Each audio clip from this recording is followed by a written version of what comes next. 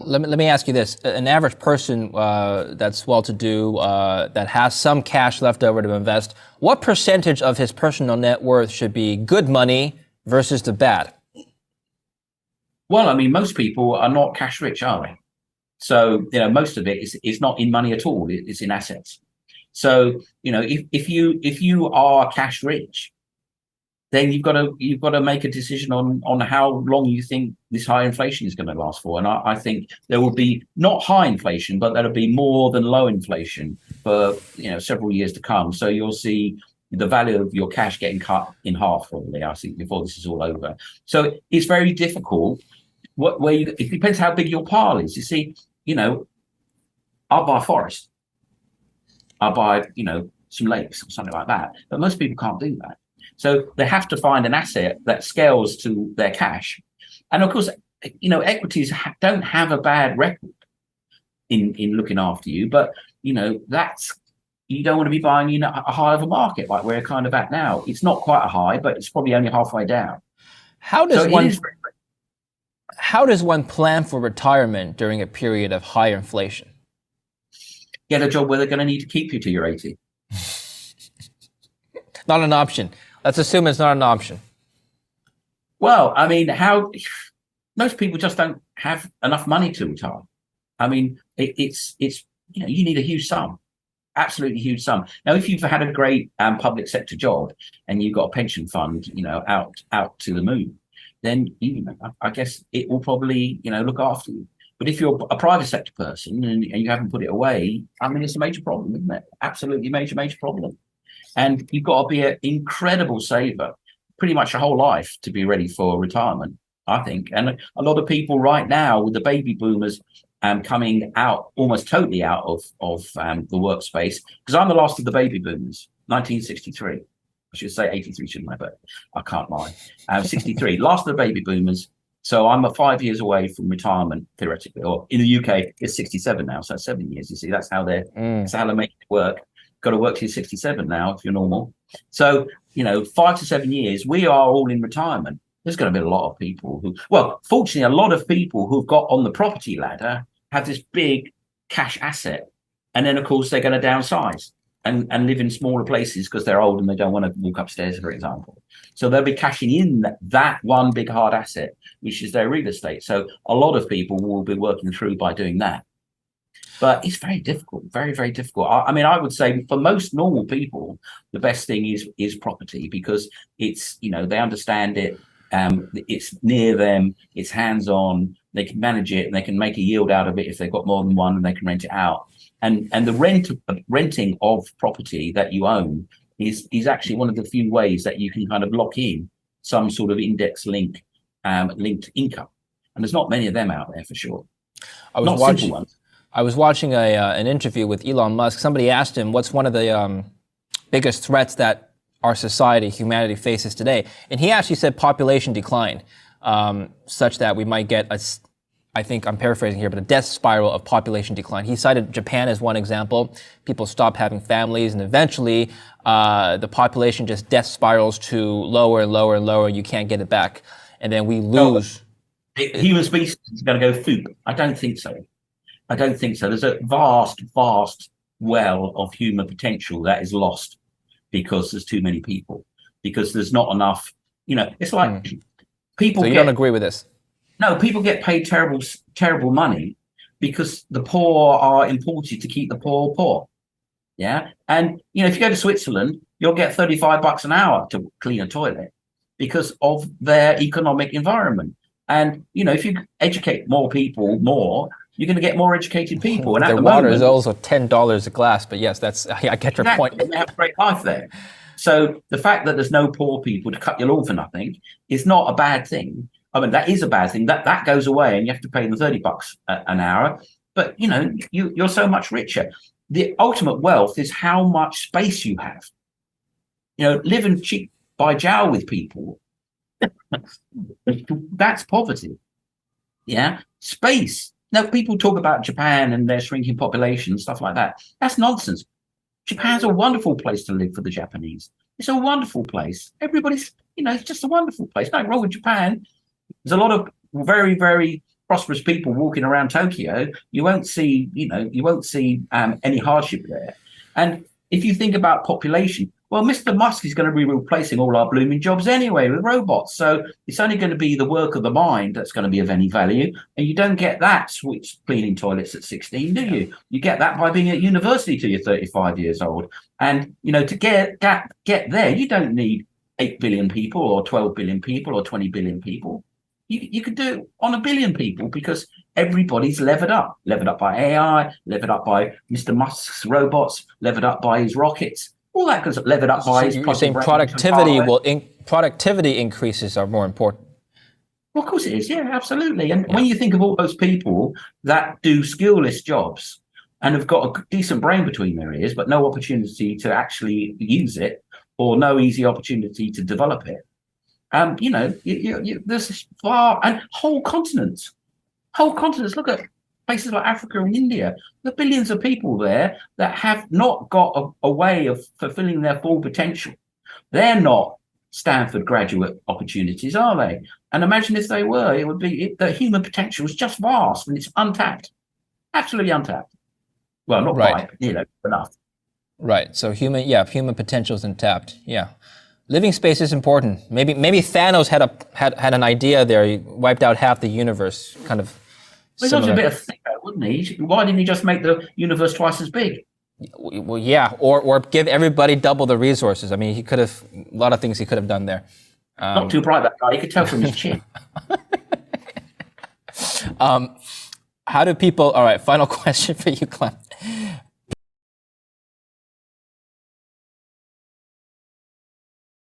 I believe you said you're bearish on Bitcoin and cryptocurrencies long term, despite this recent bounce.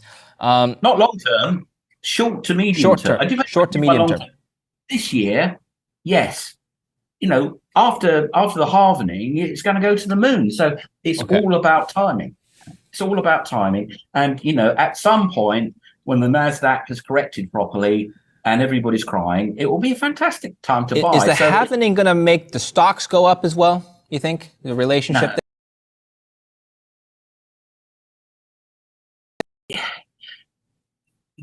I don't know. I don't think crypto is correlated with the overall economy for sure and the money supply for sure.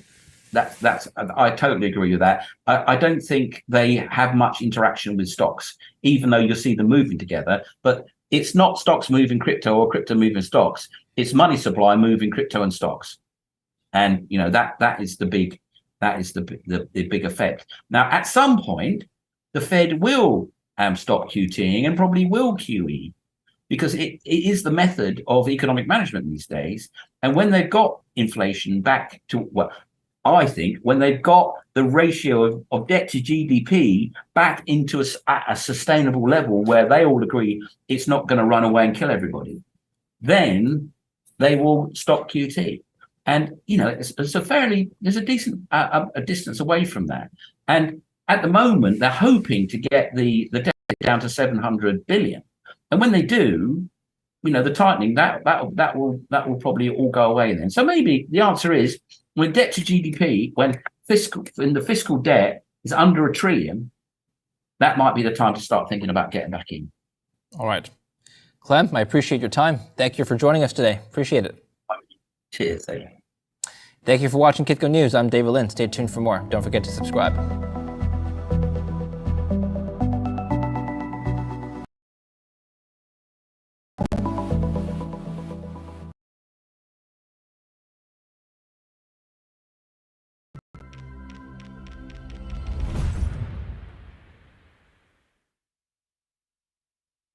The economy is in a confusing place right now, and there's a lot of speculation around this one word. The latest sign that we may be headed for a recession. Are we actually in a recession? I do not think the U.S. is currently in a recession. So what actually determines when the U.S. enters a recession? It's not this, or this, or this. No one chart determines a recession. Rather, it's these 8 people, a group known as the Business Cycle Dating Committee. Here's how this group decides when the U.S. is in a recession, and why knowing that date is so important.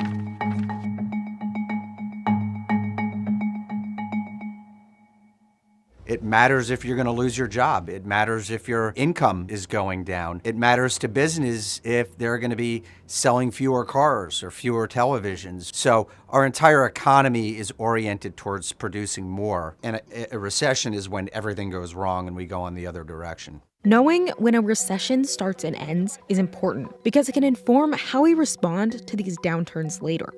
This group of economists is selected by the NBER, or National Bureau of Economic Research.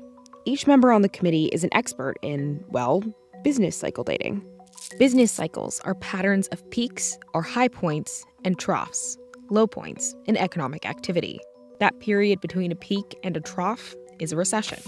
The NBER has been dating business cycles back to at least the 1920s, but formalized the committee in 1978. The committee is nonpartisan, and its makeup doesn't follow set guidelines. The number of people on it can vary, and some have been there since its inception. It's included people like former Fed Chairman Ben Bernanke. Thank you. What they try to do is seek balance and really even-handed data-only approach to just looking at the data and what they show and put the politics out of it. The committee doesn't meet regularly, only when economic data looks like it might be reaching a peak or trough. So what are the data they're actually looking at? The NBER officially defines a recession as a decline in economic activity that's spread across the economy and lasts more than a few months. To track that economic activity, the committee looks at several indicators: income, employment, real sales, personal consumption expenditures, or the value of stuff bought by people in the US, and industrial production. What they try to do is they try to look at broad indicators that measure all of the economy at once. Across these categories, they're looking for three things: depth, which is how far indicators are declining; diffusion, which is how far the decline has spread across the economy; and duration, which is how long those declines last. If each shows deep declines lasting a long time, that would mark a clear start to a recession. Just take a look at 2007, when all of these categories saw a significant drop after December. But it's not always so clear-cut. The economy is this dynamic organism, and it doesn't always behave according to the textbooks or the conventions about how we think it should behave. The time that each indicator peaks can vary widely. This chart shows how many months before or after a recession start date that some of these reached a peak. For example, in 1980, sales started to decline 10 months ahead of the committee's economic peak. Or look at 2020, when the committee called a recession at the start of the COVID-19 pandemic, even though the downturn had only lasted 2 months. James Paterba, the president of the NBER, explained the reasoning on CNBC when the start of the recession was initially declared. The depth of this downturn is such that the committee felt comfortable labeling that as a recession. Yeah, the thing with these economists is they want to be scientific, but there's some art to this too. There's some kind of just like feeling around a problem and just saying, we got to make our best call. This method of calling a recession isn't standard. Many analysts and commentators across the globe look at GDP, or gross domestic product, for guidance on when a recession has started. GDP is a measure of how much goods and services a nation produces. The common rule of thumb is that any time it declines in 2 consecutive quarters, that indicates a recession. You can see that was the case in 1990. But again, this data alone isn't enough, because the challenge with that is that how much stuff we produce as an economy doesn't tell the whole story. It only tells part of the story. If you look at 2022, GDP did drop in these 2 quarters, but employment, a key indicator for the committee, was still strong. So the NBER didn't call it a recession. At least, it hasn't yet. That's because the committee usually doesn't call a recession for months down the line. Just look at the start of the 2008 recession, which the committee didn't make an official announcement about for a year. The fact of the matter is a lot of these data that they're looking at are revised months or years down the road. And so when they make these declarations, they want to be on firm ground. They don't want to be revising the dates that they put out there as often as the data are revised. So they tend to act with a little bit of a lag.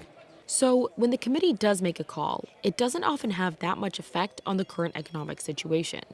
Still, knowing the precise time a recession has started is important politically. When someone is running for president or re-election, people make judgments about whether that person has done a good job in office. And so we look at whether there was a recession. And it's also important economically. By having that sharpened view, they could kind of do some analysis of, well, what were interest rates doing around then? What was inflation doing? What were jobs doing? So by sharpening your view of the past, the hope is you can make better judgments about the present. Though the committee hasn't yet determined if the U.S. has entered a recession, economists in a WSJ survey think we're likely headed into one this year. During and after the COVID shock, there's just been a lot of turbulence in this economy. And so we have indicators going up and down in different divergent directions that make it very hard to read how the economy is behaving right now. And since the committee is backward-looking, there isn't a clear timeline on when or if an announcement could come.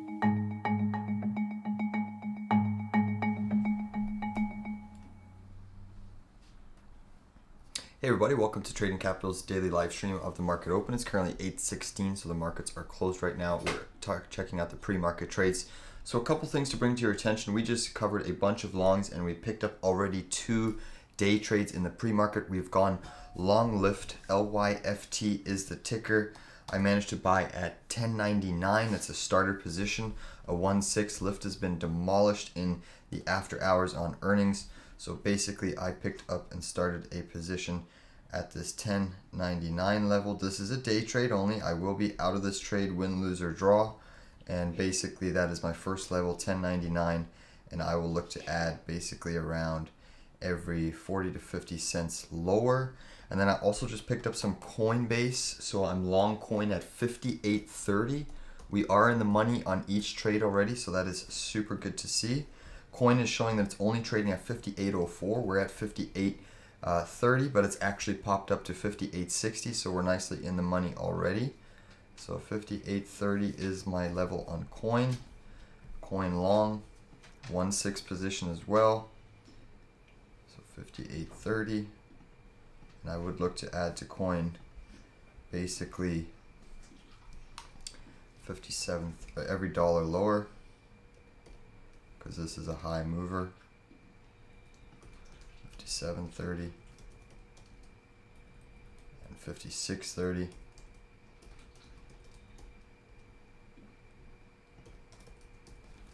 So we are seeing the markets get a little bit of a pop. We are seeing the markets get a little bit of a pop here. And we're just going to see how these trades play out. Lift is just about 6 cents off of our level. And those are the 2. A couple other plays that we're watching. We're watching Apple for a long if it gets another flush down into the, just reading my levels here that I worked on last night. 147.78 long on Apple. We have a short level on Apple of 152.36, so we have a dual factor trade there. Could work out both ways.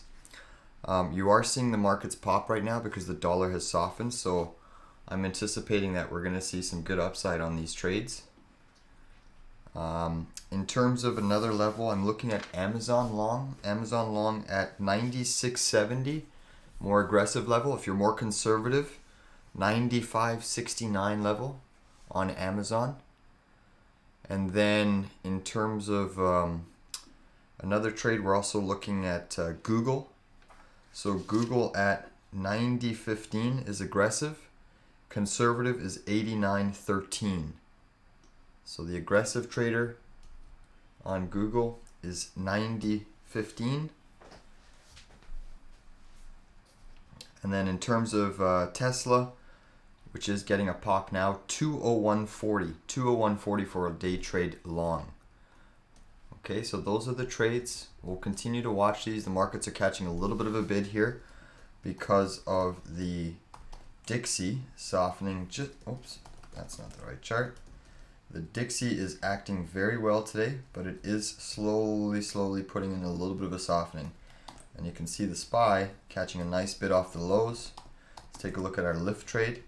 Lyft, we're nicely in the money now. Look at this. Look at Lyft go. Lyft has a great potential to pop higher. Look at this. Coin is starting to move up a little bit off our level as well, because you're seeing Bitcoin starting to creep up off of this a little bit of a weak dollar. Okay, so Bitcoin's had a nice move, so coin should replicate that type of move. Lyft Lyft, we're already in the money nicely, but I'm looking for more on Lyft. We are already in the money big time on Lyft, actually. We're up about 20 cents on the trade already, so that's good to see. Let's see if we can squeeze more. On Lyft, I'm looking for about probably 35 to 36 cents. 35 to 36 cents. It is coming in now. But what a gap down and just a bleed lower and lower and lower and lower.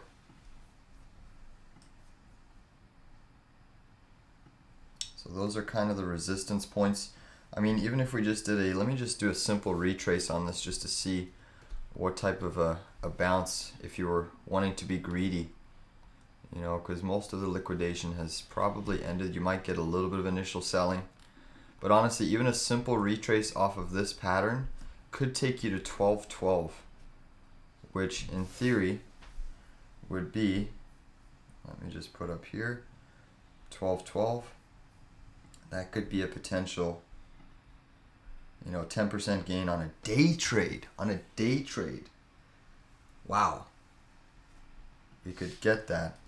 Don't be surprised if these markets rally and the dollar softens. But again, dollar's strong, so we'll have to be careful about this particular trade.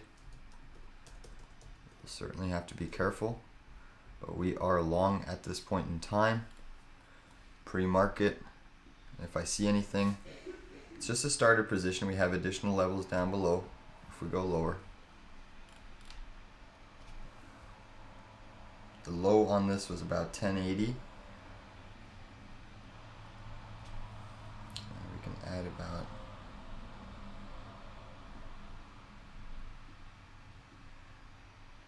1058, 1018. This would be the add levels. And I think the double bottom is close to it. So 1018.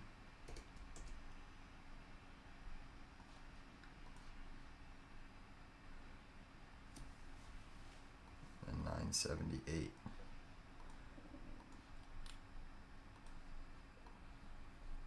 So the Dixie's catching a little bit of a bounce, a tiny, tiny bounce.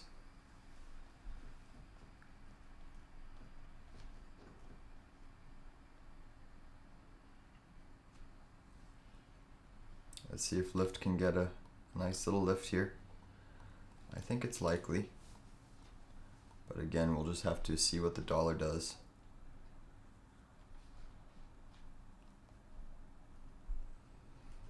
The Dixie's starting to pop again, so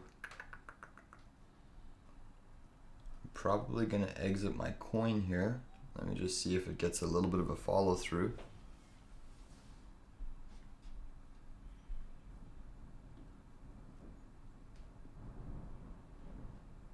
Dixie's still continuing to pop.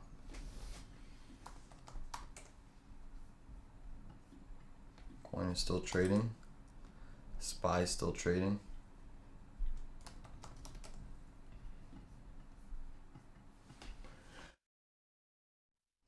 Coin is still semi off our level.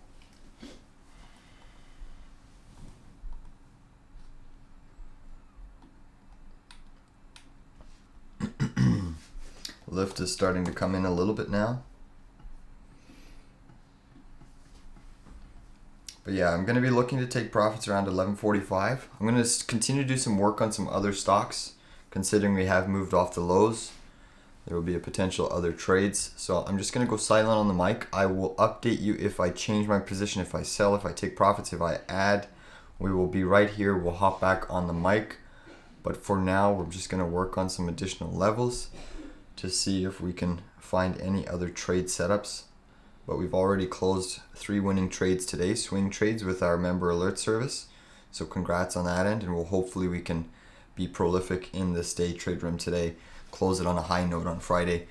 There's obviously net that's gapping up, but most stocks are down on the session. You have strength in energy because oil's up, natural gas is still remaining weak. And then obviously Lyft, PayPal's caught a little bit of a bid. Expedia is significantly off the lows. But other than that, there's not too much else that we are watching. That's really going to sum it up.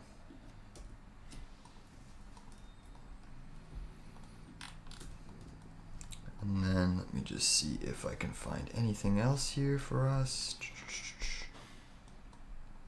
So the dollar's pulling off a little bit. That should help our trades. Shop.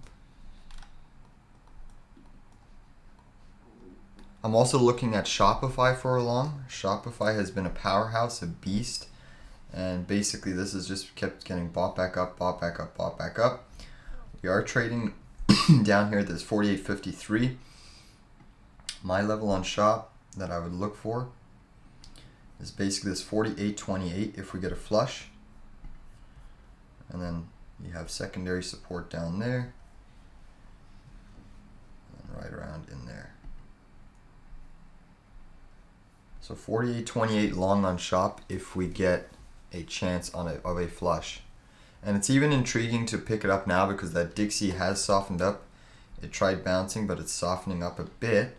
So it's giving the indices a little bit of a respite to potentially attack that higher level. So it's about 8:26. I'm going to go silent on the mic for now. I have a couple of math calculations and phone calls, but I will be here and ready to update you if need be. The global economic outlook for this year might be less gloomy than previously predicted, although that's not the case for the UK. Britain is the only member of the group of 7 nations whose economy is likely to shrink in 2023, according to the International Monetary Fund's January forecasts. The country has been grappling with a cost of living crisis, with discontent spilling out onto the streets with months of strikes. We have told the government there's an increasing problem. While the US and other nations have begun to rebound from the pandemic, the UK has been struggling to turn the tide. The UK's flagging economy now looks set to shrink by 0.6% this year, even being outperformed by sanctions-hit Russia. Here's why. Energy prices worldwide soared following Russia's invasion of Ukraine. In the UK, inflation is close to its highest in 40 years, largely driven by those high energy costs. Britain was hit particularly hard as it relies on natural gas for much of its power generation and has limited storage capacity. Meanwhile, the US was able to knock down prices domestically after the government released record amounts of oil from its strategic petroleum reserves. In many countries, for example the US, inflation is beginning to ease, thanks partly to policy tightening by central banks. The Federal Reserve hiked interest rates multiple times last year in a bid to curb inflation. It now appears to be paying off. Consumer spending is starting to falter, and price increases are easing, suggesting that the US economy is slowing down.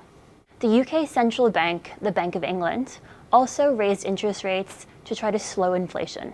Yet UK prices have continued to rise rapidly. Grocery prices surged nearly 17%, and the trade association, the British Retail Consortium, says prices have yet to peak. Workers across sectors have suffered a decline in inflation-adjusted wages, especially those whose salaries are paid for by the state. Strikes from workers such as train drivers, postal workers, nurses, and teachers have become a familiar sight across the UK. Continue to increase except for our pay. Our working conditions have not changed. In fact, they've got worse. Another problem for growth is that the country's employment rate has yet to recover to pre-pandemic levels, unlike most other G7 nations. The UK is suffering from a decline in the workforce, with the number of vacancies close to record levels. Many have taken early retirement, and Britain's exit from the EU has put more barriers in place for workers from the bloc, meaning gaps aren't able to be filled as easily.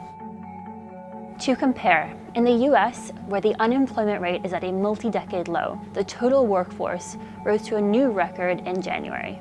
However, there are signs that the tide could also be turning. The Bank of England has moderated its economic growth forecasts for the UK, which were previously very negative. It thinks that while Britain is still expected to enter a recession, that it's likely to be shallower and shorter than previously feared. And it says that inflation is likely to drop sharply this year. The Bank of England raised its key interest rate on February 2nd, but it signaled that it may pause soon, meaning the economy won't have to endure further sizable increases in borrowing costs. We have seen a turning of the corner, but it's very early days and the risks are very large. And it's really that I think shapes where we go from here. What do you think of this print? Negative PPI, as we all know, our core view is that China is deflationary. It's not inflation. Compared with the rest of the world, high unemployment, youth unemployment 16.7% last month. So it's a slack capacity, the output gap is negative. So it's clear that the property market has been struggling. It's hard to see that China is facing inflation despite the higher CPI here, 2.1%, but our yearly forecast for the whole year is 2.2%. So for those that are concerned that maybe this kind of reopening story, this growth rebound in China could lead to inflation peaking, coming back in a big way this year, you're saying no to that discussion. Exactly. This is this reopening, the Chinese New Year, festive spending. Lots of people, traffic's coming back, but the spending itself, if you look at the tourism receipt, is still 70% below the pre-COVID level, compared with the same Chinese New Year back in before COVID period. So I think that the economy is still looking bad to some extent with negative output gaps. It's hard to see any inflationary pressure. This spike in CPI, perhaps it's just because of sequential pent-up demand. It's not going to last very long. Well, where do you think the unemployment situation goes this year?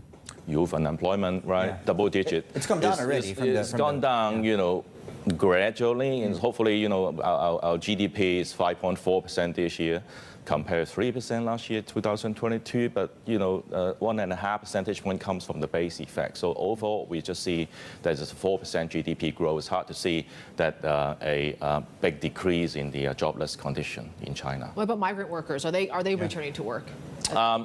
To some extent, they are trying to look for a job, but at the same time, do they have the incentive to go back to the city? I believe that after COVID, there might be some behavioral change of Chinese labor and workers as well, and especially people that's been locked in the factory for a long time. Are they willing to go back to the factories? It takes time for them to regain the confidence, to be back to normal. Can you talk a little bit more about that? Because that's something that in the US and Europe, when they reopened from COVID, you suddenly had all these weird things happening in the labor market. Do you expect the same thing in China? To some extent, they are similar, but of course, it's the driving force is very different. To some extent that they have been shocked by COVID and lockdown last year. Right. A couple of times after Shanghai lockdown and also what happened in Zhengzhou in the fourth quarters.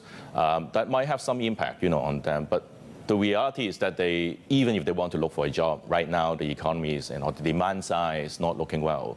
It's hard for them to find a decent job, and go back, induce them to go back to the city.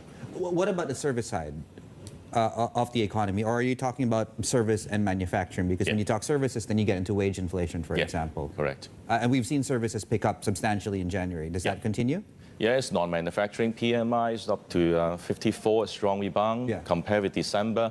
But we had seen that before, after the national lockdown in 2020, with a couple of months of improvement. Overall, in the end, ultimately, we really need to look at the property market in order to push not only the manufacturing sector, but also the service sector as well. Welcome back. It's time now for On the Radar, where we ask an investing professional what they're looking at in today's markets. We're back again with Greg Taylor. He's Chief Investment Officer at Purpose Investments. To talk about commodities, Greg, we'll hit you up on another one of your areas of expertise. We've seen stock markets rally pretty substantially this early year, but we haven't seen a lot of upward momentum in the commodities. Yeah, so all year-to-date performance has really been led by tech and the sectors that didn't do well the last 12 months. And I think that's probably a bit of an opportunity here that I don't think people should be chasing the NASDAQ and some of these speculative tech stocks that have really led the charge. And I think you want to look at some sectors that have lagged, and one of those is the commodity sector. And I still think this is going to be the sector that does well over the year and setting up for a multi-year growth pattern. The big story at the end of the day for 2023 is the reopening of the global economy, and in particular China. And as China reopens, you're going to see a lot more demand for commodities. And the simple thing is there's just not a lot of supply out there. After a number of years, we haven't seen new mines being built. We're not seeing new supply come on for copper and nickel and energy, and that's still set up an opportunity. So while the year started with a bang and tech really flying, I think this is not a time to chase tech. It's time to look at some of these other sectors, and we still remain really positive on the real assets and think this could be a good opportunity here. We have seen a rally in copper recently. It's moved from about as low as 325, I think, in the fall to about 420 now. Do you subscribe to the theory that copper can be a leading indicator for the commodities? Yeah, it's hard to knock Dr. Copper, and Dr. Copper is showing that the world economy is getting better. And when the world economy is getting better and Europe seems to have weathered the storm, winter wasn't as bad, their economy is doing well, and we're seeing that stock market fly in Europe. And in Asia starting to grow again. So the global economy seems to be doing well. North America, we've got this debate whether we're going to have a recession in the second half of the year or not. But regardless of that, it feels like global demand is starting to pick up again. And with that, copper should go. So if you hear any more headlines on recession fears and copper dips, that could be a great buying opportunity because we are again setting up for a multi-year growth pattern and there's just not a lot of supply out there. So what would you buy on that dip? Shares of publicly traded base metal miners? Yeah, I think you can almost look across the board. Certainly, we've seen a good attention in some of the copper names, but it's hard to get a good pure play name. We've got the First Quantum problems and geopolitical risks, so you need to make sure you're looking at the right companies. Teck might be one of the best companies out there with more Canadian operations. Teck Resources. Correct. But I think across the board, the commodities are looking quite good here. So you can look at uranium names. I think there's some good news from Cameco this morning, and uranium could be doing well.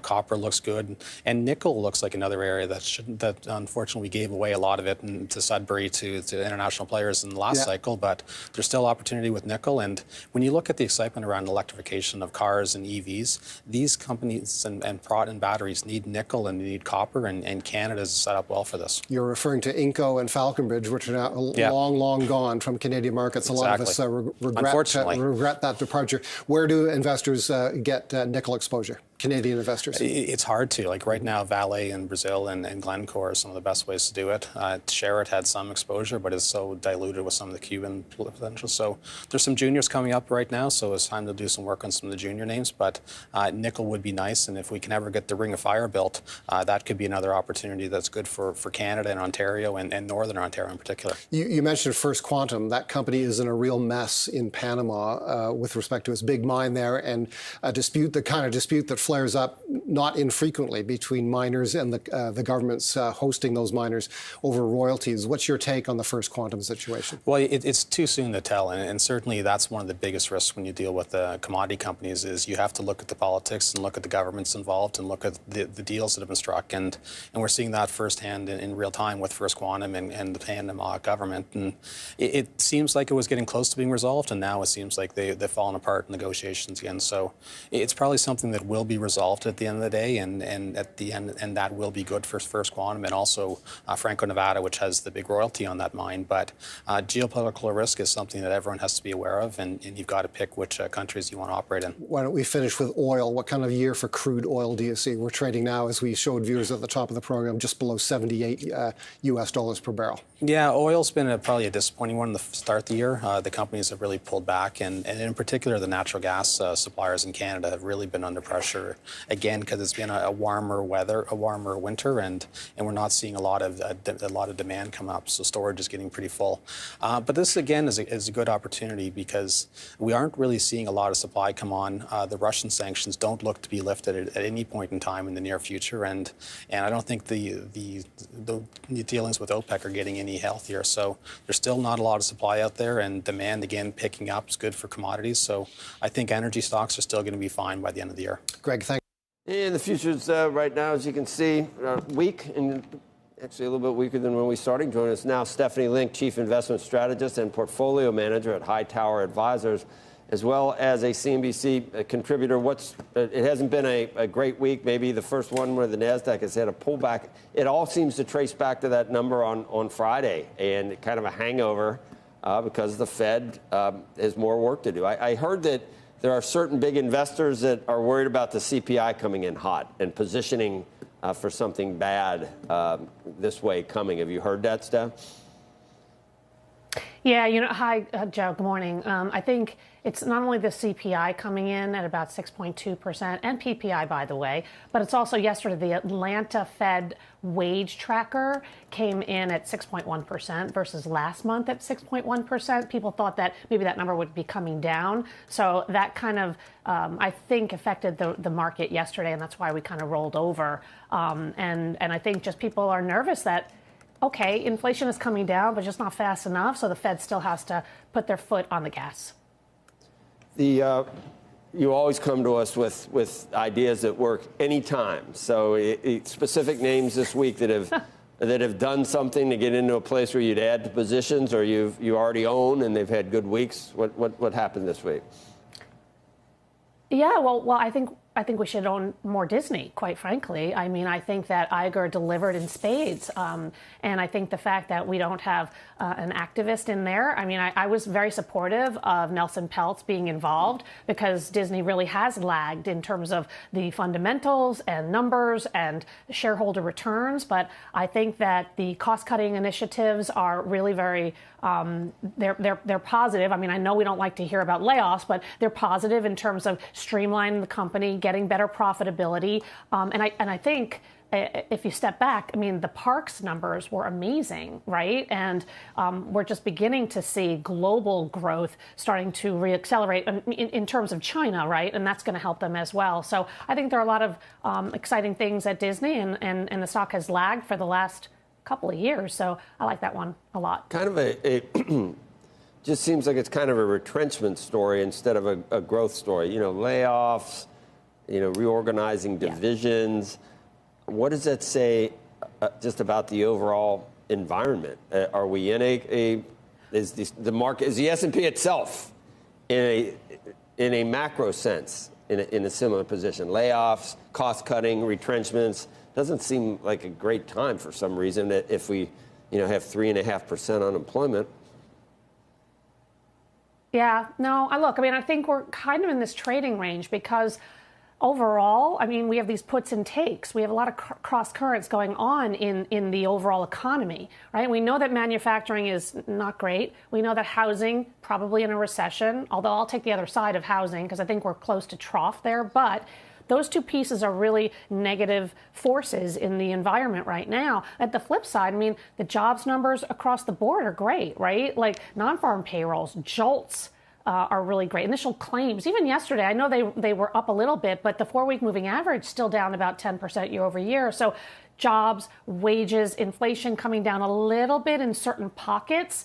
And so, overall, I think you're in this trading range because you've got these puts and takes in the economy overall. And we just have to get through this slump at this point in time, but we'll get through it. And I think there are opportunities on weakness to be buying. This year, this January was basically the exact opposite of last January. Literally stocks that fell, rose, bond yields went one way. Everything was just flipped. So what does that mean for the rest of the year, at least to you? Brian, great to be with you. And I'm just happy that you're using our work. So thanks so much for highlighting it. So you're right. It's just a mirror image of last year. We peaked, the first week of January last year. We had interest rates that started to move higher, the dollar that moved higher. Growth stocks were down a lot. A basket of more speculative growth stocks were down over 20% in January. So as you mentioned, it's the complete opposite. So the question becomes upward and onward. And our answer is unlikely. In fact, earlier this week, we actually took the rebound or used the opportunity to raise some cash. You look at where short-term interest rates are, and you're above 4%. And with the market right now, part of our view is that it's pricing in a lot of good news and not much margin for error. There's a whole debate, Brian, as you know, about recession or no recession. Even if you had a soft landing, you're trading at an 18 multiple today. And even if forward earning estimates stay where they are today, which we think there's downside, we think that the upside is probably capped about 2 or 3% from this level. You have to remember, before the pandemic, the highest multiple this market got was for the S&P was about 18.5. That's the highest, and rates are much higher now. So the question becomes, why will we pay a well above market premium when there's this much macro uncertainty? Yeah, you know what, Melissa? It's like I wonder what happened. It's like the calendar flipped from December 31st to January 1st, and all these traders just said, you know what? Whatever was terrible last year, we're going to start buying. And, you know, I like to pretend we're really smart on this side of the camera. I have no clue why. I mean, why suddenly people started buying these beaten up names. Do you? I'm not sure I have a great answer for that, but I would say that we have seen the market going up on very low trading volume, so much lower than it was for much of last year, for all of last year, actually. And so, you know, I think it is the marginal player that's driving these stock prices up. And I think what that means is that there's not that general support of the whole market that's saying, oh, yeah, we've seen fundamentals change. We see something great out there. It's a few people. Yeah. Well, I was to say, Melissa, should we be a little nervous right now? I mean, it just feels weird out there. Well, yes. And I think, you know, by nature, I think you have to be a little bit nervous to be invested in the stock market. But yeah, I agree with everything. Rates are high. Short or long offers a very good alternative where you can get some return. Whereas if you go back to a year ago, you weren't getting anything in the bond market. So you kind of had to be in the stock market. Yeah. But now you don't have to be. And we also have the specter of inflation and you know, global dislocation and all sorts of things like that do make it a little worrisome. And Keith, I'm going to give you the final word and an RBI. You noted October 13th was our peak high of inflation, at least for the data. Same day, the stock market made its high. It's why I love you. You're bringing the heat on the data. Does that mean stocks are directly tied inversely to inflation? Yeah, it's actually the day they made the low. So I think the biggest bull case, Brian, is that you made the low on really bad news last October on that, you know, generation high printing inflation. You've had a nice move above some technical levels, but we're still skeptical, as I mentioned, because of the you know, the macro and fundamental concerns. And one last thing, Brian, on that reversal that you talked about, we did a study. The 50 worst stocks in the market last year were up in January over 40%. Every single one of those stocks were up. We think that was the liquidity and oversold condition, but we don't think it's sustainable given the macro backdrop and you know, reduction in liquidity that we're still seeing. Let's bring in our global economics and policy editor, Kathleen Hayes, and discuss that deepest yield curve inversion since 1986. How powerful a signal is this? Pretty powerful. You know, the yield curve, the difference between the 2-year note and the 10-year benchmark note, has been when it inverts, that means the 2-year note is higher, much higher than the 10-year yield. They're not supposed to be that way. If the economy is healthy, you want to sell the 10-year note, the yield goes up, and you want to buy the 2-year. But this is a very different time because there's so much worry about the Fed tightening these, you know, with excessive or successive rate hikes.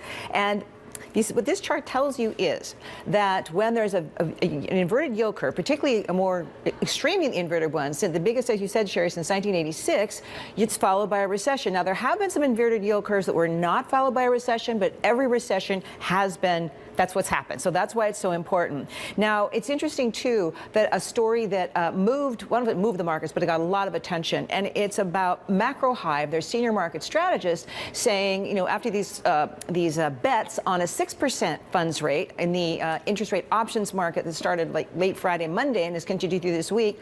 Well, she says, you know what? The funds rate's going to have to go up to 8% to get inflation down. That's where the Fed's ultimately going to have to take it. Right now, the market's pricing in something more like 5.2, 5.3. Fed consensus has been 5.1, but they've opened the door to having to push them higher. But that does seem to be kind of extreme to a lot of people, although two former Fed officials on our shows many times, Charlie Plosser and Jeff Lacker, have said between the two of them that the funds rate may have to go up to 6.5% to 8%. Now, it's also true, Tom Barkin, for example, Federal Reserve Richmond Bank president, said, you know, they have to stay the course. He's not ready to pull them back. But it's interesting, Heidi, how much the markets were saying, oh, the Fed's going to pivot, it's going to start cutting rates until very recently. And now it seems like they're turning around and saying, oh, my gosh, maybe they're going to over-tighten it. Maybe we truly are heading into recession. Now, Tesla CEO Elon Musk is saying the EV maker's new master plan will see a full release during its investor day. Here with more, Yahoo Finance's Praz Subramanian. Can't wait to see what happens here, Praz. Yeah, Rochelle, we knew that Investor Day they were going to talk about things like capital allocation plans, factory expansions, and that Gen 3 platform that they had mentioned, that robo-taxi car. But, what I expect to see more about when we do have Investor Day and what Musk reveals his master plan, part 3 is obviously we're going to want to hear more about that Gen 3 platform. Musk says he wants 20 million cars made a year by 2030. That's going to require around, let's say, 12 gigafactories around the world. So I think they're going to hear more about those expansion plans and where those are going to be. Secondly, what about needed resources? How are you going to make all these batteries for these 20 million cars? They talked about having a lithium refinery down in Texas. Might hear more about how they're going to acquire more lithium and cobalt and other materials, and also for batteries that are more efficient, maybe even cheaper. Storage. Where are we going to store all this energy that needed to power these cars? Clean energy, things like that. Maybe we're going to hear more about Tesla expanding the power packs that they use, these mega installations they use at utilities. Maybe more about power walls for the home where people can store their energy at home for blackouts and for the charging the cars.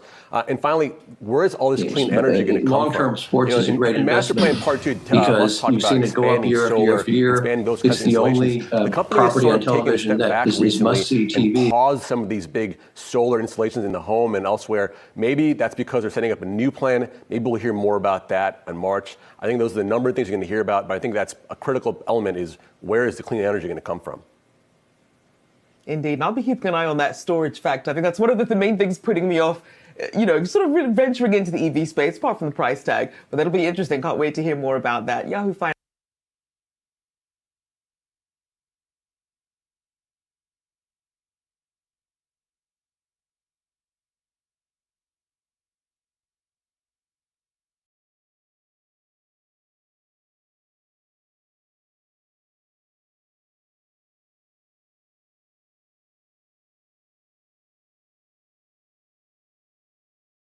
Big game on this weekend, and hopefully we'll win that one. I feel like, Lisa, it's like when the manager in baseball is banished from the dugout and they're calling on the phone to tell what the plays are. Pharaoh's in my ear. Yeah, like, ask about AC Milan. Yeah, exactly. Ask about AC Milan. You're going to bid on them, make them better?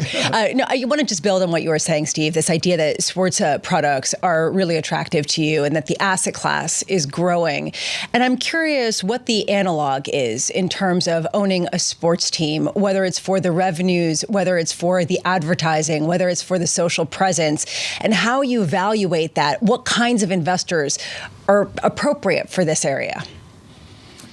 Well, you've seen massive increases in sports franchise values across the board, and really that's because they hold value, and because the promise of television revenues and basically branding has been fulfilled over a long period of time. They've created large fan bases. Technology has really changed everything. It's globalized these sports franchises. So when we were growing up, you really couldn't see a soccer game in London. Now you can see it all over the world. And the big sports teams, including the NBA and soccer, which are both global sports, are now counting fans in the hundreds of millions rather than in the millions. And you can use that brand power to monetize it for the sports clubs. Secondly, there is a almost Picasso painting-like aspect of this.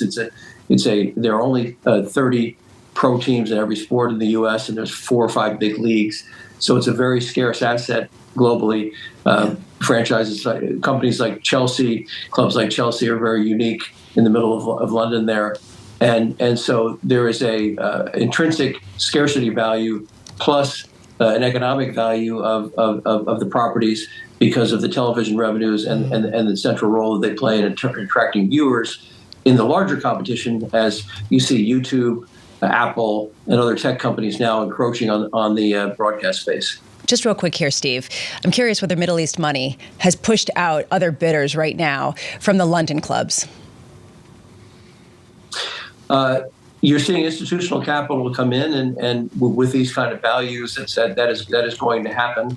And they have strategic interest in I think, building the brands of those countries.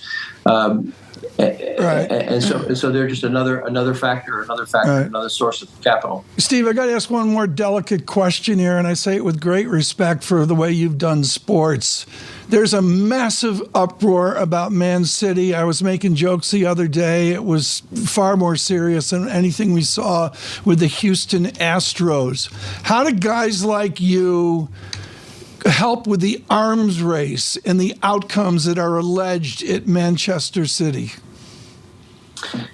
Well, I'm not involved in the Premier League, but if I step back in general, I think a good model would be the NBA, where Adam Silver and previous to him David Stern have done a fantastic job in enforcing fair play rules and making sure everybody has a level competitive field, and that's really the way to do it. And I applaud the Premier League and Serie A for doing the same thing and really enforcing everybody playing by the rules, because at the end of the day, no one wants to have unfair competition or watch unfair competition or have people who are bending the rules or violating the rules succeed. Right. And that's fundamental to fairness in sports. Right.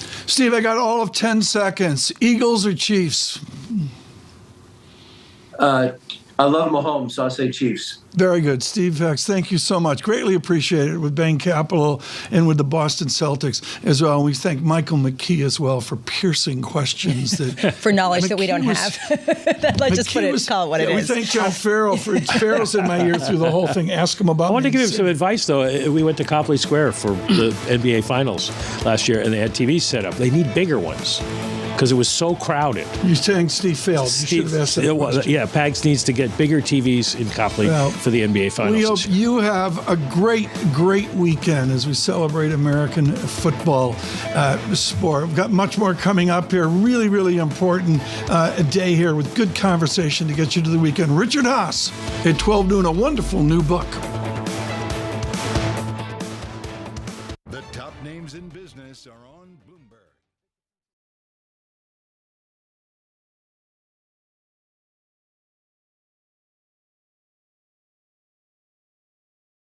We're not in a recession, but actually it's a little bit worse than expected. Yeah, just narrowly dodging a technical recession, even though you had strikes weighing on growth in December. Now the question really is, are we going to have fully averted a recession, or have we just delayed it? And if you look at the Bank of England's forecasts, they say that we are going to have a recession, but it'll be shorter and shallower than expected. NISA, though, the National Institute for Economic and Social Research, says there won't be a recession, but either way, the margin really is razor thin. So we heard from the Bank of England chief economist Hugh Pill yesterday at the Treasury Select Committee. He says that in any case, the economy is going to bob around the zero level. So that just perpetuates the challenge for Jeremy Hunt, the choice between higher taxes or lower spending. And in response to the figures this morning, he said that the UK is the fastest growing G7 economy, which is an ironic stat to point to, because if you really look at it, the UK is the only G7 country still below pre-pandemic levels. So how does this data actually impact the political argument over growth? I mean, it's a choice between stagnation and recession. So the push for growth is going to continue as we head towards the March budget and beyond. Yeah. You've got Liz Truss, the former Prime Minister, pushing for growth, trying to make the case to be the face of that argument, but also the CBI, Britain's biggest lobby group, business lobby group, saying that tax breaks for business will be the difference between recession and growth. Labour Party pushing for it as well. Really, Francine, I think the elephant in the room here is Brexit. Bloomberg Economics, as you know, has said that the cost of Brexit is £100 billion a year, costing 4% of the economy since we departed from the European Union. And it's a hit to the labour market. It's also a hit to business investment.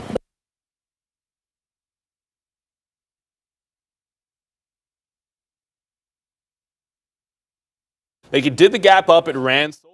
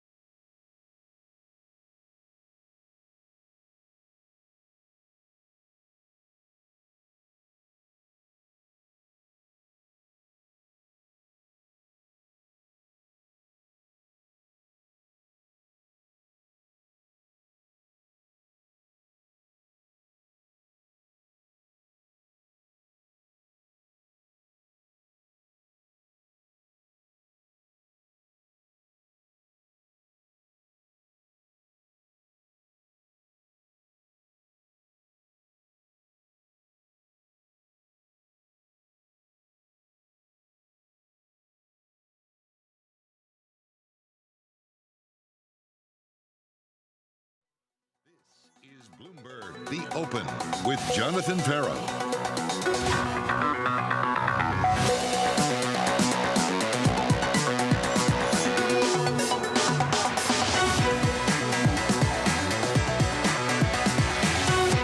Live from New York, coming up, looking ahead to next week's inflation print, crude climbing as Russia gets set to cut output, and Japan closing in on its next central bank chief. We begin with the big issue, CPI in America.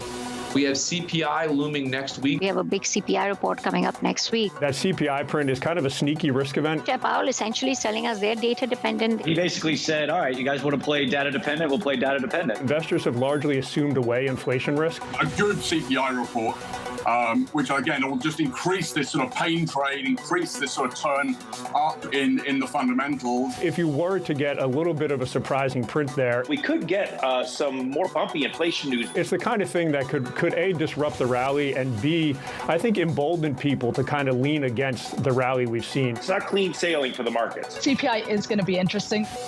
Valentine's Day is all that matters. CPI. Tuesday morning. Joining us now, Pictet's Ella Hodger, Morgan Stanley's Matt Hornback. To both of you, thanks for being with us. Ella, first to you. CPI, your words, next week, Valentine's gift or massacre? Which one is it? Well, we'd say probably the odds are skewed to slightly softer print, and that's, you know, all of the stuff we've been talking about for the last 3-4 months, base effects, supply constraints easing off. So it's just sheer mathematics. So, you know, there is a risk that it comes on the softer side, which I guess for markets is the gift of Valentine's. But of course, for a portfolio manager, you always worry, particularly on the bond side, for how things can go wrong.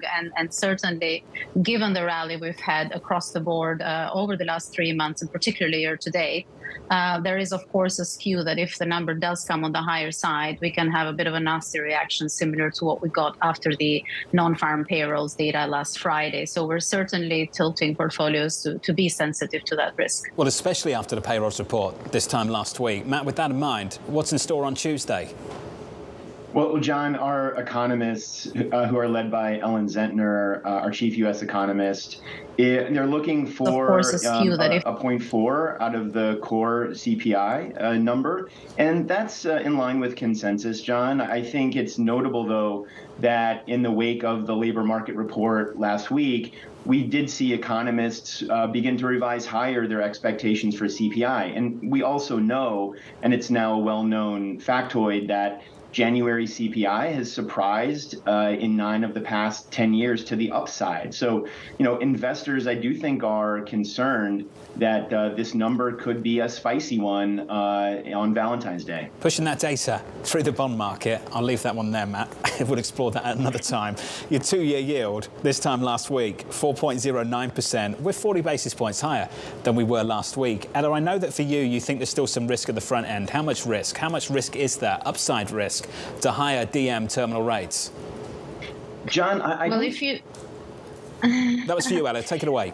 Yes, of course. Thanks, John. Okay, so because of the risks that we faced from the NFP data and because of this tilt that we were saying that markets are much more sensitive to a higher print, that makes the front end especially vulnerable. And that's exactly why you've had the reaction that you've had since last week in the 2-year part of the curve. If you model 3 different economic scenarios, i.e. the sort of, the Goldilocks that we've been playing so far, or this scenario where growth is a lot better, but that means you have to price in a tighter Fed, or this other scenario, which is a calamity one, which the markets were freaking out about last year. If of those 3 scenarios, there's only one where the front end is a bit more supported. So if you probabilistically weight it, you certainly would have more skew for upside in the front end. And this is kind of like what makes us stay away from that. So that still, on the 3 scenarios, makes the long end of the curve more attractive, certainly over the course of this year. So we like to have a tilt to that. So we still like U.S. rates, but we're cautious of the front end. So, Matt, you've got the 2-year, I think, at 3.25, the 10-year at 3. Are they still the calls for this year?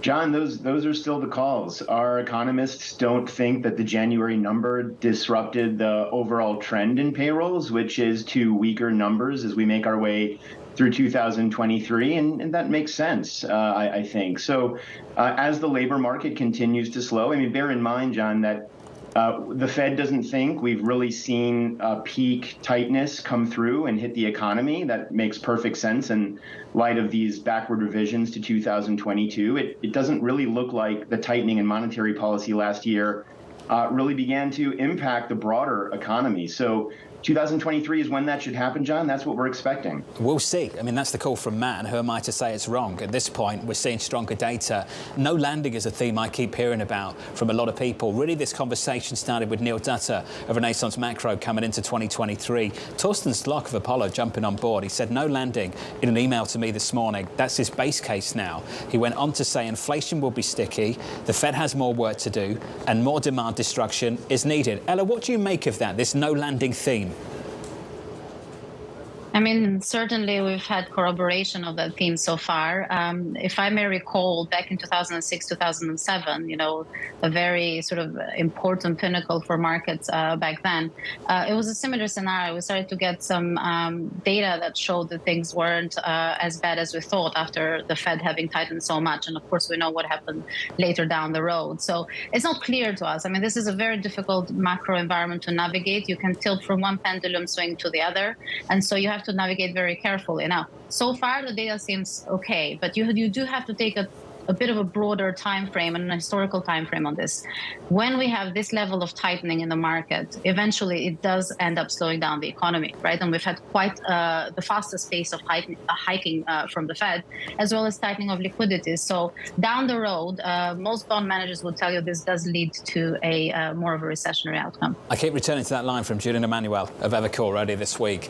If you're not confused, you're not paying attention. Equity futures right now down 0.5%. Mike McKee's paying attention. I don't know if he's confused. Mike McKee, next week, CPI, after that blowout payrolls report this time last week. Yeah, I'm coming in to be your little black cloud today. We have some bad news for you ahead with the CPI numbers, because they're not going to be as good as they have been. And this may just add to the whole pressure on the markets to decide what the Fed is going to do. Take a look here. The bad news is we're expecting the headline CPI to go up by 0.5%. It went down 0.1% in December.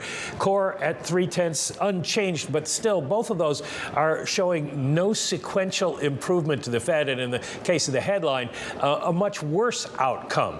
So do we get that? There's a good chance of it, and here's why. The BLS is changing the CPI category weighting starting this month. They used to do it every 10 years, change the weights in the categories, how much each purchase matters to people. Now they're moving it to, well, they moved it to 2 years. Now they're moving it to 1 year, which will be good in the long run because it'll give us a quicker look at what people are actually paying for.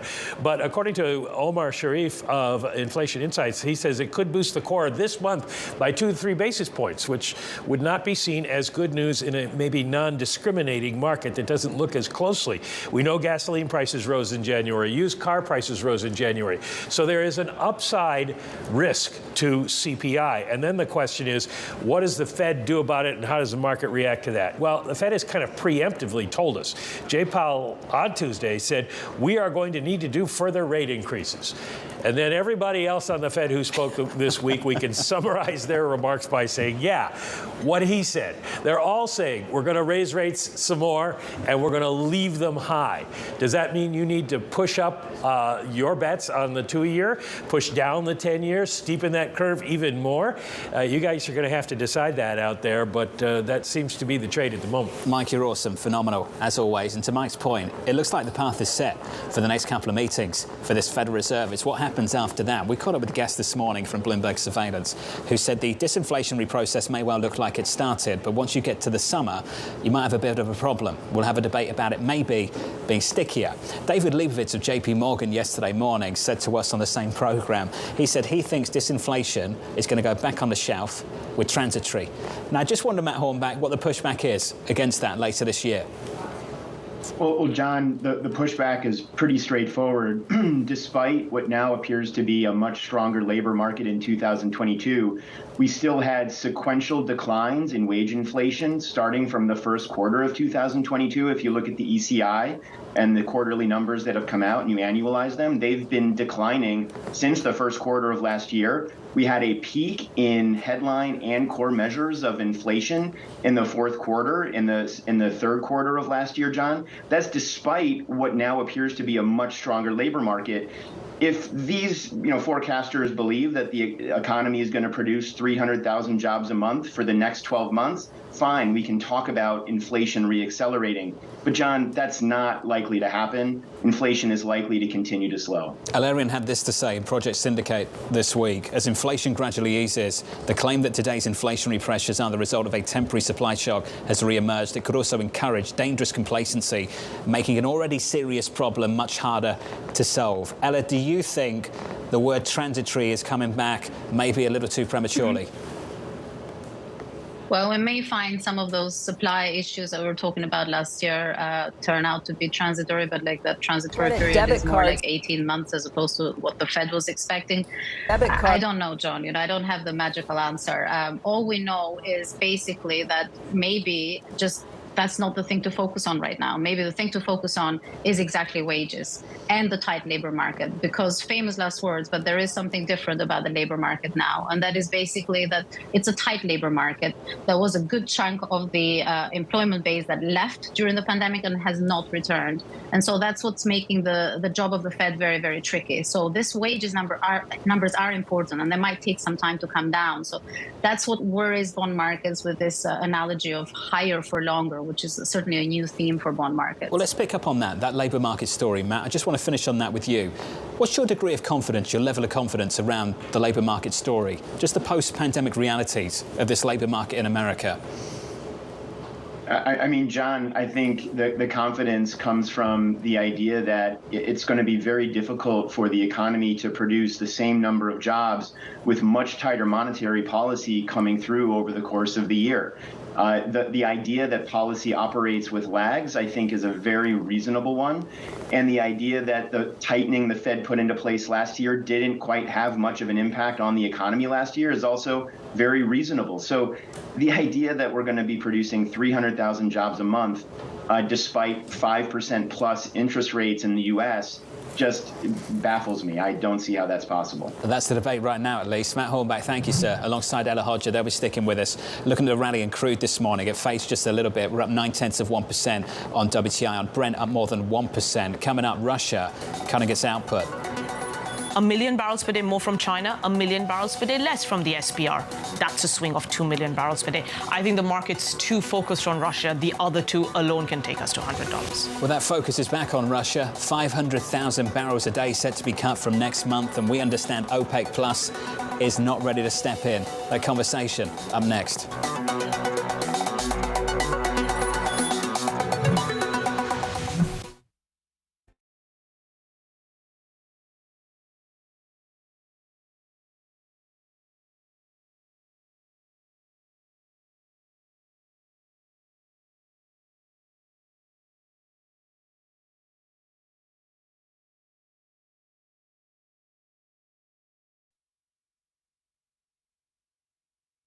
Spending year over year, actually reversing the slowing growth that data had showed, going from 2.2% in December to all the way back up to 5.1% in January. Joining us right now to talk about it is Liz Everett-Chrisberg, who is the head of the Bank of America Institute. And Liz, thanks for coming in. We've been watching the data that you all compile pretty closely because we're all trying to get an idea of what the consumer's feeling right now, how strong the jobs market is.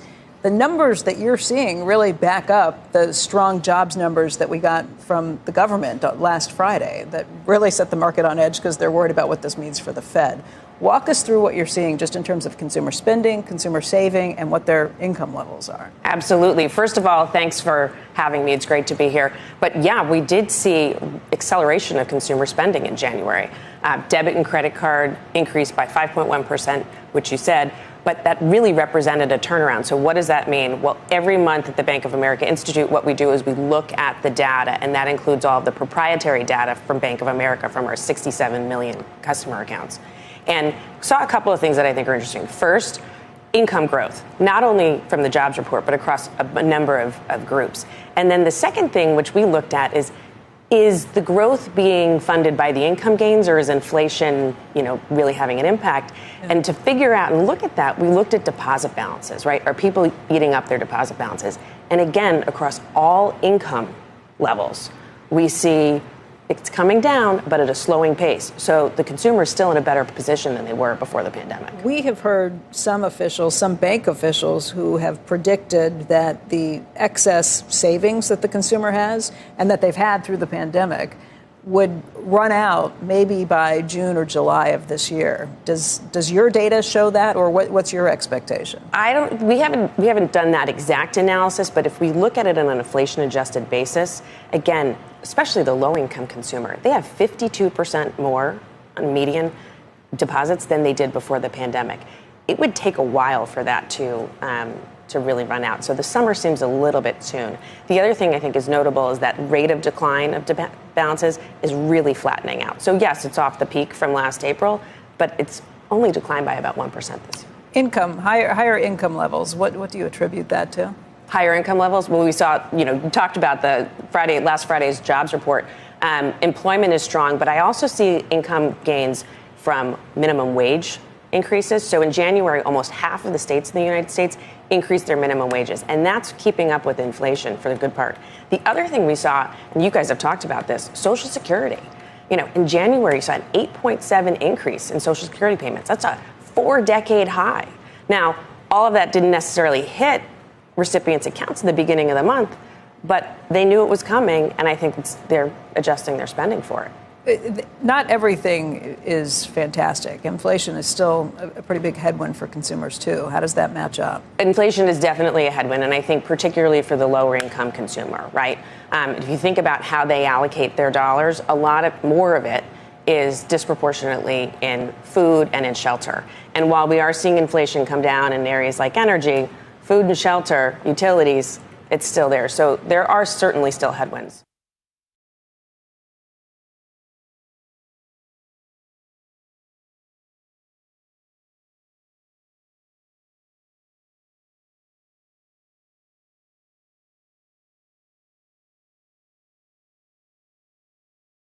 We've heard. Paul, with that in mind, what's the Bob Iger logic behind OPEC Plus and Hulu, a couple of delegates telling frankly, Bloomberg maybe that they're not going to fill the gap? What's the logic behind that? This has been their thinking for at least some weeks now, that they see the oil market as being balanced, and it's increasingly clear that they don't want to raise production until at least 2024. Many people in the market who had expect them to start raising output earlier than that, probably around June or July or August. I think for the moment they're going to stay put. At least that's what we're hearing, and the reason is they're saying they need to see evidence of a market being out of balance before they move on anything. So far, today's announcement isn't enough in and of itself to cause that. I guess we'll see in the coming weeks if it is enough to Some cause people serious, might be surprised by the potential for consequences of this decision, Will Kennedy, because I think some people don't quite realise how much Russian crude is still on the market, still being consumed every single day. How significant is this? Well, you're exactly right. Russia had been producing almost 11 million barrels a day. Production had fell in the immediate aftermath of the invasion and recovered steadily, and that puts it well ahead of Saudi Arabia in recent months, for example.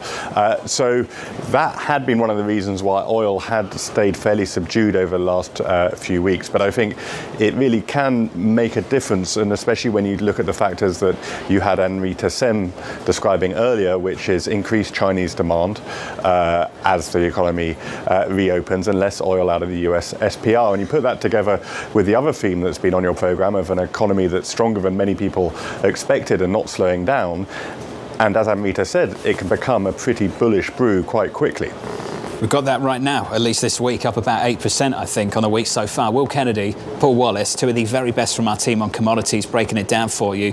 The potential for 500,000 barrels a day to be cut from output out of Russia, and the lack of potential for OPEC Plus to step up and offset this. Bullish crude seems to be the view from UBS right now. Lower Russian crude production, together with China's reopening, should tighten the oil market further over the coming quarters.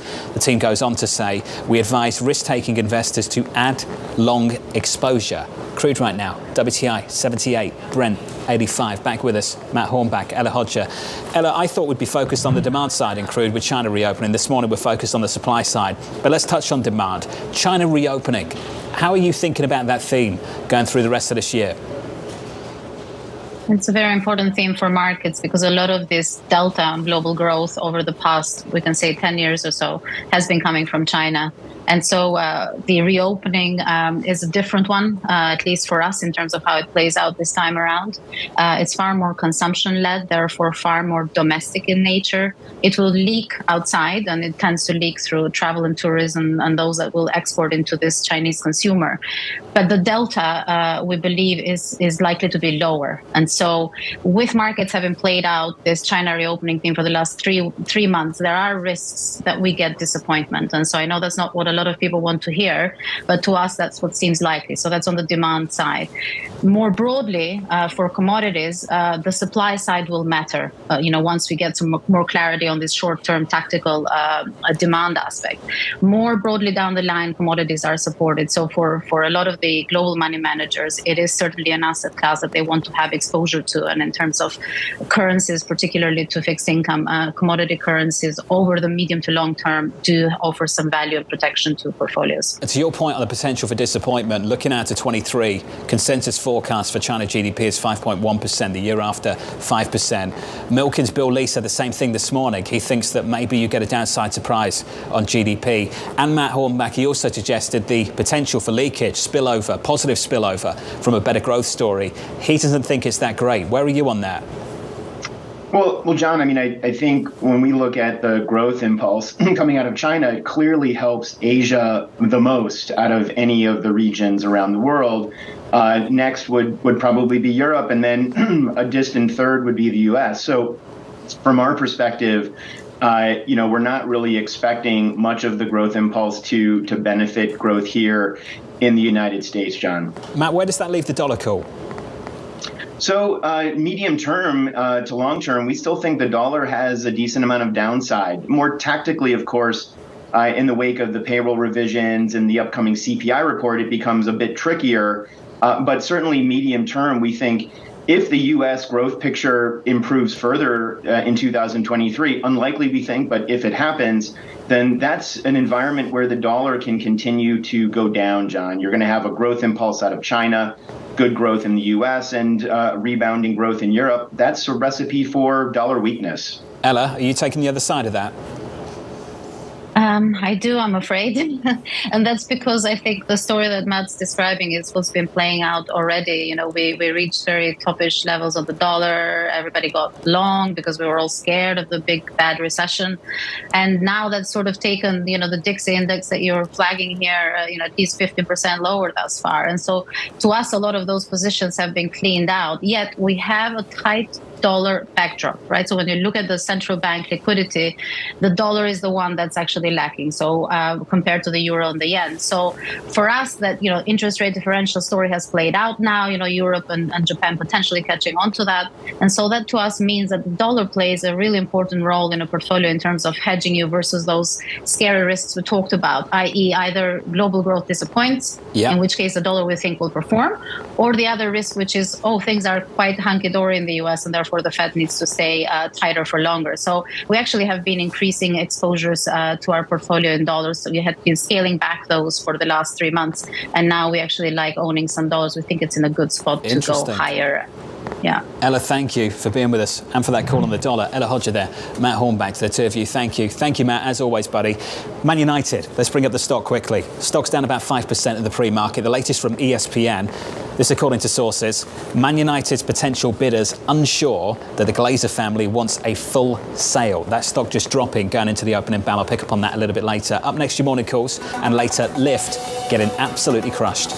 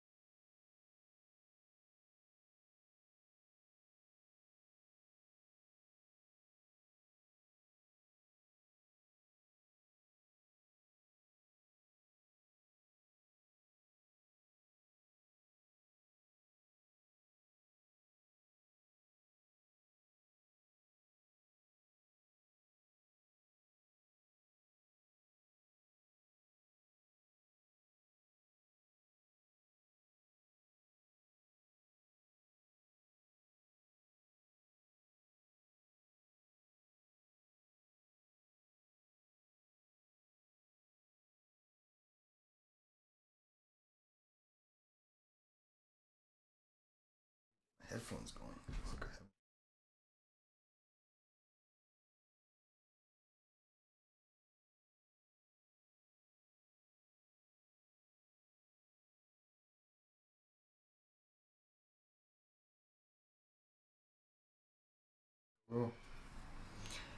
Hey everybody, welcome to Trading Capital's live stream of the market open. So we just covered our lift, sold our lift for a beautiful profit here at 11.45. We're still long Coinbase and we're still long Shopify. So we took profits, a beautiful, beautiful sell on lift. So that's what we're talking about. Look at this sell-off. We can actually pick it up again if it falls. If it falls lower, we can pick lift up again. The markets have had a nice bounce. Coinbase is basically flat on Coinbase. But we can pick lift up again if it falls again. So just be ready. Markets are going to be opening in about 1 minute and 40 seconds. The S&P is off the lows, so that's good to see. But take a look at lift. If lift comes lower, back to our buy level, we can re-enter. Coin, we're flat. Bitcoin has seen a little bit of a pop, but coin, we're flat. Shop, we're basically flat. I expect a little bit of a potential pop in the market open. But let's keep an eye on lift as well. Might be able to re-enter there. But that's one in the books already. That's how we like to start it. Boom, boom, boom. Look at lift pop again. Wow. Could have picked up some more there. But that's okay.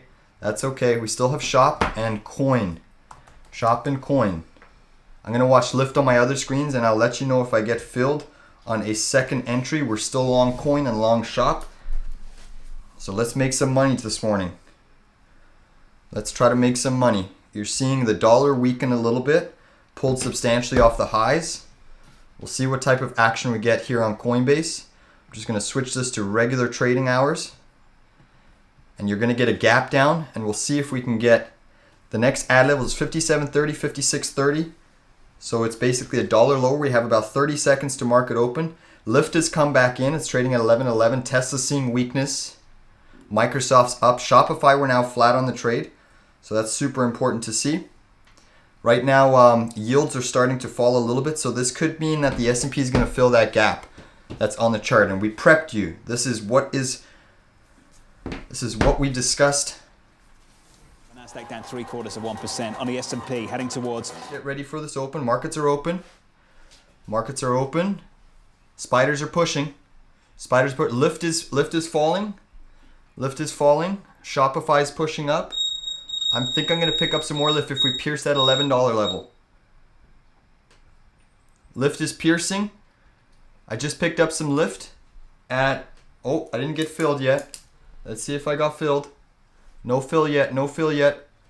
I'm filled at 11. Starter position on lift again. I'm filled at 11. It's popping. It's popping. Lift is popping back up. Let's go lift.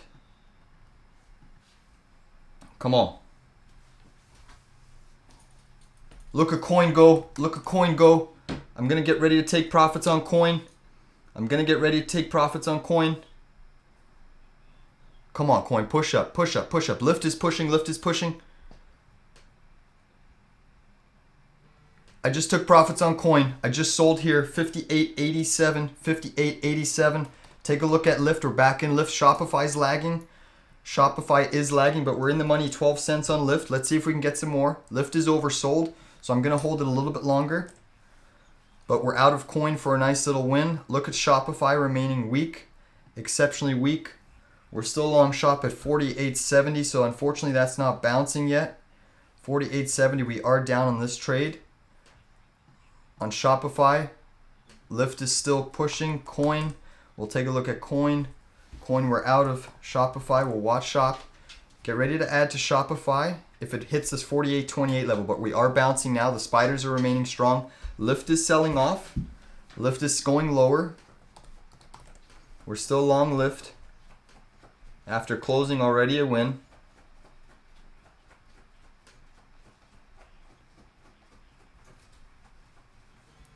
Shopify is still coming down. Let's take a look at lift. 1080 is the next ad level on lift. Oh, actually, no, sorry. Let me just isolate that down. It's going to be 1058 is the next ad level on lift. Shopify is still coming down. It's hitting that level. Let's add to Shopify here. Add to Shopify.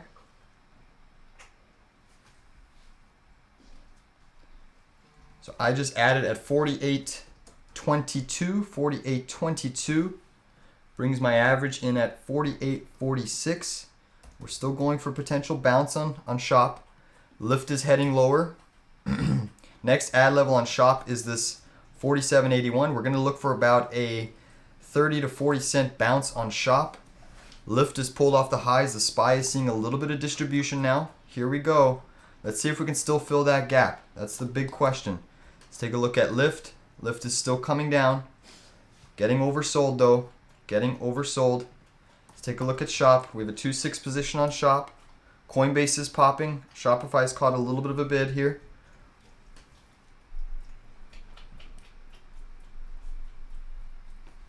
We're still long Shop. We're in the money on Shop. Get ready to exit Shopify here. The spiders are pushing. Spiders are pushing. Pushing up. Lift is catching a bounce, but it's still remaining weak. Shopify's pushing. Come on. Come on. You're seeing Nvidia push. Nvidia. Come on. Let's see what else we can get. Coinbase. Huge bounce on Coinbase. That's probably the dollar stopping this. We're going to probably get this to bounce as well. Lift is still remaining at the lows. Lift is still remaining lows of the session. Tap down and reversal. Oh, Shop is not loading here. Come on. Shop, we're basically just flat on the trade. We're bouncing.